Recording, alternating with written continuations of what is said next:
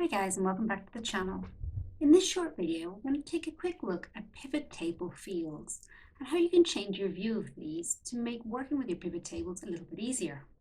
In this workbook, we've inserted a pivot table from this example data, and if we click anywhere in our pivot table, these two new tabs will appear at the top, which are our pivot table analyze and our design tabs. And if we click into pivot table analyze, we've got this field list on the side. Now, traditionally, if you've worked with pivot tables before, you'll probably be used to the fact that it comes up with all your different columns on top, and then fields between your different areas for filters, columns, rows, and values below. But did you know that you can change how this actually appears? So if we go to this little cog in the top right-hand corner and click the little down arrow, you can see there's a number of different layouts that you can pick from.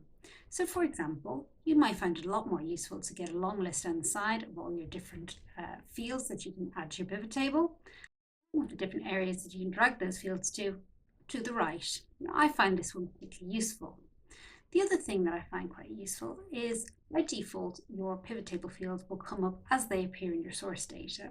But again, you can change this by clicking the little cogs. You can actually sort that data A to Z. And that can make it, when you've got a huge big data source, it can make it a lot easier to find the fields that you want rather than have to scroll back and forth and try and remember where they are in your source data.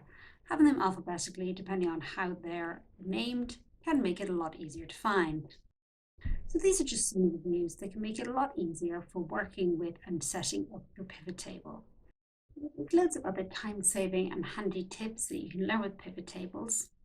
If you'd like to hear some more, please do let me know in a comment and I'll create some further videos. With a brief overview of pivot table fields and how to change your view to make setting up your pivot table that little bit easier.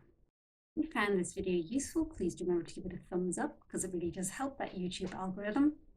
And I do look forward to seeing you again in a future video.